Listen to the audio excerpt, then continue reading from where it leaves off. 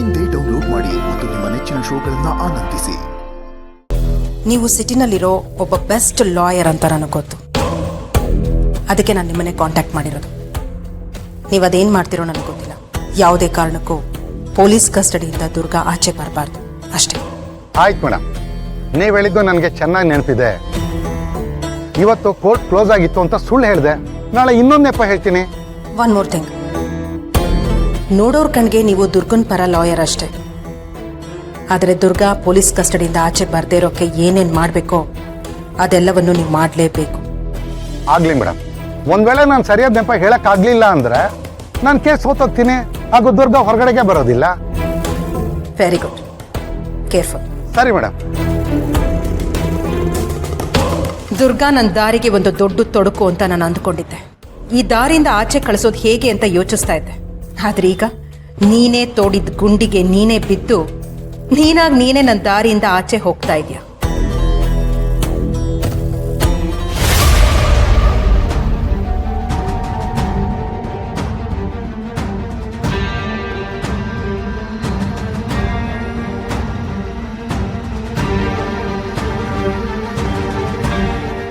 ಅಯ್ಯೋ ದೇವ್ರೆ, ಅತ್ತೆ ಯಾಕೆ ಹೀಗೆ ಮಾಡ್ತಿದ್ದಾರೆ? ಯಾಕೆ ಇಷ್ಟೊಂದು ಮೀನಾಗಿ ಬಿಹೇವ್ ಮಾಡ್ತಿದ್ದಾರೆ? ಏನಾಗಿದೆ ಇವ್ರಿಗೆ?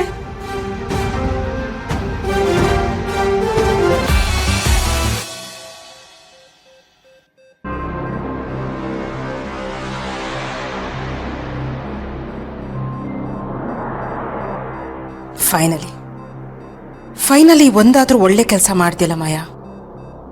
ಥ್ಯಾಂಕ್ಸ್. ಇವತ್ತು ನಿನ್ನಿಂದಾಗಿ ದುರ್ಗಾ ಪೊಲೀಸ್ ಸ್ಟೇಷನ್ ಮೆಟ್ಲು ಹತ್ತೋ ಹಾಗಾಯ್ತು.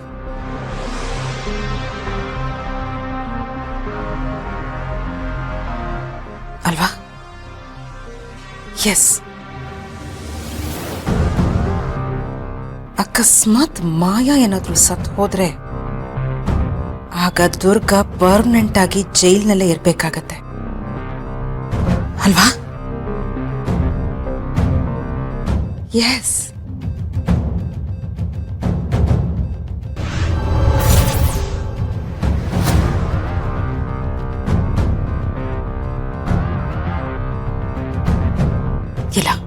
ಇಲ್ಲ, ನನ್ನ ಉಪಯೋಗಕ್ಕೆ ಬರೋ ಒಂದೇ ಒಂದು ಬಲಿಪಶು ಅಂದ್ರೆ ಈ ಮಾಯಾ.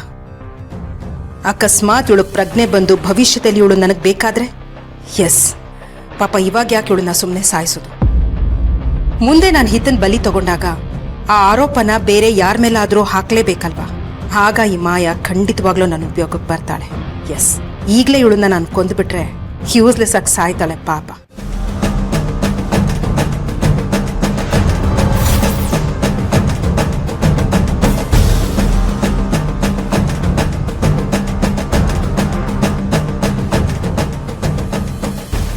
Get well soon.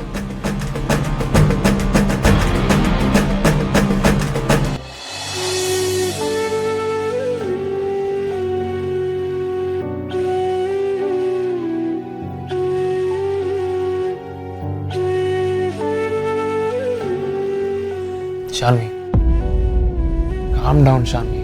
Everything will be all right. ಹೇ ತರುಣ್, ಅಲ್ಲಿ ನೋಡಿದ್ರೆ ಅಣ್ಣ ಅದಕ್ಕೆ ಪೊಲೀಸ್ ಸ್ಟೇಷನ್ ಅಲ್ಲಿ ಇದ್ದಾರೆ, ಇಲ್ಲಿ ನೋಡಿದ್ರೆ ಮಾಯಾ ಹಾಸ್ಪಿಟಲ್ ಅಲ್ಲಿ ಇದ್ದಾರೆ. ನಂಗೆ ಯಾಕೋ ಒಂದು ಸರಿ ಕಾಣಿಸ್ತಾ ಇಲ್ಲ. Actually you are right. Maya ಹೀಗೆ ಮಾಡ್ತಾಳಂತ ನಾನು ಅನ್ಕೊಂಡಿರ್ಲಿಲ್ಲ. ನಂಗೆ ಅದಕ್ಕೆ ಇರಿಟೇಟ್ ಆಗ್ತಿರೋದು ತರುಣ್. ಆ ಮಾಯಾಯಿಂದ ನಮ್ಮ ಅಣ್ಣ ಅದಕ್ಕೆ ಪೊಲೀಸ್ ಸ್ಟೇಷನ್ ಸೇರೋ ಹಾಗಾಯ್ತು. ಅವಳಿಂದ ನಮ್ಮ ಮನೆಗೆ ಒಂದಲ್ಲ ಒಂದು ಸಮಸ್ಯೆನೆ. ಹೋಗ್ಲಿ ಬಿಡು ಶಾನ್ವಿ, ಎಷ್ಟು ದಿನ ಅಂತ ನೀನು ಬೇರೆಯವ್ರ ಬಗ್ಗೆ ಯೋಚನೆ ಮಾಡ್ತಿರ್ತೀಯ? ನಾವು ನಮ್ಮ ಬಗ್ಗೆ ಯೋಚನೆ ಮಾಡ್ಬೇಕಲ್ವಾ? ಮನೆಯಲ್ಲಿ ಒಂದಿಲ್ಲ ಇನ್ನೊಂದು ಇನ್ಸಿಡೆಂಟ್ ಆಗ್ತಾನೇ ಇದೆ. ಐ ಥಿಂಕ್ ಎಲ್ಲರಿಗೂ ರಿಲೀಫ್ ಸಿಗೋ ಥರ ಆಗಬೇಕು ಅಂದರೆ ನಾವಿಬ್ರು ಮದುವೆ ಆಗಬೇಕು. ನೀನು ಜಗನ್ನಾಥ್ ಅಂಕಲ್ ಹತ್ರ ಇವಾಗಲೇ ಮಾತಾಡ್ಬಿಡ್ತೀಯಾ? ಏನ್ ಹೇಳ್ತಿದ್ಯಾ ತರುಣ್? ಮನೇಲಿ ಇಷ್ಟೆಲ್ಲ ನಡೆಯುವಾಗ ನಾನು ಮದುವೆ ಬಗ್ಗೆ ಮಾತಾಡ್ಬೇಕಾ? ಅವ್ರು ಏನ್ ಅನ್ಕೊಳ್ಳಲ್ಲ? ಏನು ಅನ್ಕೊಂತಾರೆ ಶಾನ್ವಿ? ಅಲ್ಲ, ನಾನೇನು ಈಗಲೇ ಮದುವೆ ಆಗಬೇಕು ಅಂತ ಅಂತಿಲ್ಲ, ಮಾತಾಡು ಅಂತಿದ್ದೀನಿ ಅಷ್ಟೇ. ವಾಟ್ ಎವರ್ ತರುಣ್, ಏನಾದರೂ ಮಾತಾಡ್ಬೇಕಾದ್ರೆ ಅದಕ್ಕಂತ ಹೊತ್ತು ಗೊತ್ತು ಅಂತ ಇರುತ್ತೆ. ಯಾವ್ದ್ಯಾವ್ದೋ ವಿಷಯನ ಯಾವಾಗ್ಲೂ ಹೇಳಕ್ ಆಗಲ್ಲ. It's not the right time Tarun. I am sorry.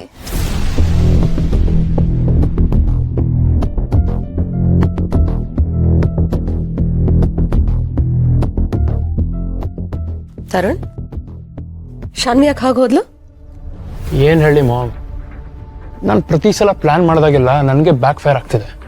ಅಲ್ಲ, ಒಂದು ಹೆಜ್ಜೆ ಮುಂದೆ ತೊಗೊಂಡ್ರೆ 4 ಹೆಜ್ಜೆ ಹಿಂದೆ ತೊಗೊಳ್ಳೋ ಥರ ಆಗ್ತಿದೆ. ಯಾಕೋ, ಏನಾಯ್ತು?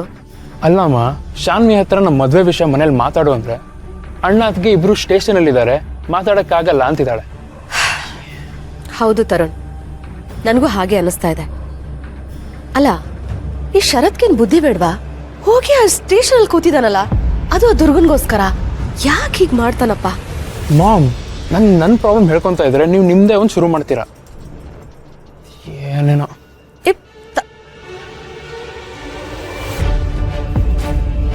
ಈ ಶರತ್ಗೆ ನಿಜವಾಗ್ಲೂ ಬುದ್ಧಿ ಇಲ್ಲ ಅಂತ ಅನ್ಸತ್ತೆ. ದೊಡ್ಡ ಇವನು.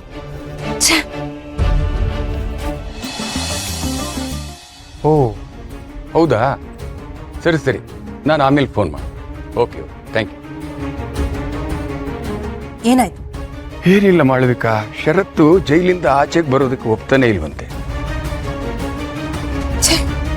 ಏನಾಗಿದೆ ನಮ್ಮ ಶರತ್ಗೆ? ಸ್ವಲ್ಪನಾದ್ರೂ ತಿಳುವಳಿಕೆ ಅನ್ನೋದು ಬೇಡವಾ ಅವನ್ಗೆ? ಹೋಗಿ ಹೋಗಿ ಜೈಲ್ನಲ್ಲಿ ಯಾರಾದ್ರೂ ಹಿಂಗೆ ಕೂತ್ಕೋತಾರ? ಅಲ್ಲ, ಇದಕ್ಕೆ ನೀನ್ ಯಾಕೆ ಟೆನ್ಷನ್ ಮಾಡ್ಕೋತಾ ಇದೀಯಾ? ನನಗಂತೂ ಶರತ್ತು ಮಾಡಿರೋದು ಸರಿ ಅಂತ ಅನ್ಸ್ತಾ ಇದೆ. ಏನ್ ಹೇಳ್ತಾ ಇದ್ದೀರಾ? ಎಂಥ ರೆಪ್ಯೂಟೆಡ್ ಫ್ಯಾಮಿಲಿ ನಮ್ದು. ಇಂಥ ಫ್ಯಾಮಿಲಿ ಮಗನಾಗಿ ಹೀಗೆ ಜೈಲಲ್ಲಿ ಕೂತಿದ್ದಾನೆ ಅಂದ್ರೆ ಶೇಮ್ ಅನ್ಸಲ್ವಾ? ಇದ್ರಲ್ಲಿ ಶೇಮ್ ಅನ್ಸೋದು ಏನ್ ಬಂತು ಮಾಳವಿಕಾ? ಶರತ್ತು ದುರ್ಗಾ ಗಂಡ ಆಗಿ ಏನ್ ಮಾಡ್ಬೇಕು ಅದನ್ನು ಸರಿಯಾಗಿ ಮಾಡಿದಾನೆ.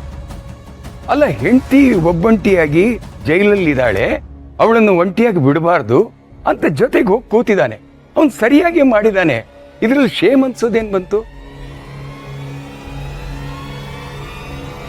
ಮಾಳವಿಕಾ, ನಮ್ಮ ಶರತ್ತು ದುರ್ಗಾನ ಡಿಫೆಂಡ್ ಮಾಡ್ಕೊಳ್ಳೋ ರೀತಿ, ಅವಳಿಗೆ ಸಪೋರ್ಟ್ ಮಾಡೋ ಥರ ನೋಡ್ತಾ ಇದ್ರೆ ನಿಜವಾಗ್ಲೂ ನನಗೆ ಹೆಮ್ಮೆ ಅನ್ನಿಸ್ತಾ ಇದೆ. ಮದುವೆ ಆದ ಹೊಸ್ತರಲ್ಲಿ ಇವರಿಬ್ರು ಸಂಬಂಧ ಹೇಗೆ ಸರಿ ಹೋಗುತ್ತಪ್ಪ, ಅಥವಾ ಸರಿ ಹೋಗುತ್ತೋ ಇಲ್ಲವೋ ಅನ್ನೋ ದೊಡ್ಡ ಅನುಮಾನ ಕಾಡ್ತಾ ಇತ್ತು. ಆದರೆ ಈಗ ಇವರಿಬ್ಬರನ್ನು ನೋಡಿದ್ರೆ ಖಂಡಿತ ಇವರಿಬ್ಬರು ಹೊಂದ್ಕೊಂಡು ಹೋಗ್ತಾರೆ ಅನ್ನೋ ಭರವಸೆ ಬಂದಿದೆ.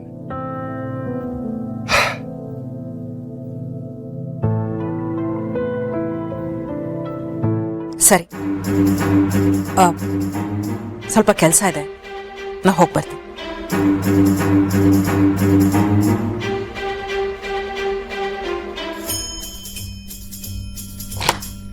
ಗೀತಾ